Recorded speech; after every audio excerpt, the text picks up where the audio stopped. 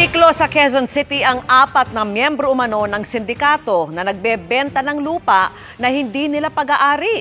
Gumagamit pa raw sila ng mga peking dokumento. Nakatutok si John Consulta. Pagkatanggap ng mark money na 1.2 million pesos na mga target, kumilos na mga tauhan ng NBI Organized and Transnational Crime Division. Kayong karapatan na manahimik kahit ano pong sabihin ninyo, pwede pong magamit laban sa inyo. Huli ang 4 na suspect na umano'y miyembro ng sindikato na nagbebenta ng mga bakanteng lupa na hindi naman sa kanila. Na-recover sa mga suspect ang ilan sa mga dokumentong ginagamit daw nila sa kanilang panloloko. Ayon sa NBI, marami na raw na biktima ang grupo sa Bulacan, Rizal at Metro Manila. Nagsimula ito nung lumapit sa atin yung Department of Human Settlements and Urban Development.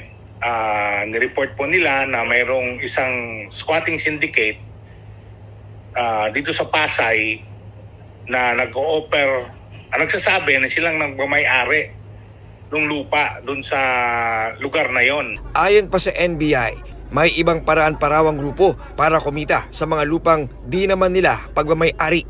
Yung mga representative naman itong ating mga subject, may pinapakita ring SPA na ino-authorize itong mga tao nila na mangolekta ng pera doon sa mga nakatira doon sa lugar na yon.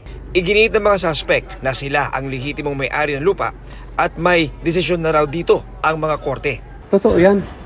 Nag-aalok kami pero may court order with finality ang inaalok.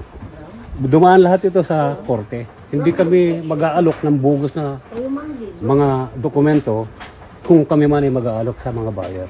Pero ayon sa DSUD at LRA, pawang mga peke ang lahat ng kanilang ipinakikitang dokumento. Makikita natin na peke ang title na pinepresenta ng mga suspect. Nakalagay doon na ito ay nagre-range from San Jose del Monte, Bulacan, Malabon, Valenzuela, which is in contravention with the present land registration system. Ingatan lahat ng mga consumer. Meron po tayong National Drive Against Professional Squatter and Squatting Syndicate na humuhuli sa mga gantong klaseng gawain. Nasa NBI na mga suspect, nakakasuhan ng estafa through falsification of public documents at iba pang reklamo. Para sa GMA Integrated News, John Consulta, nakatutok 24 oras.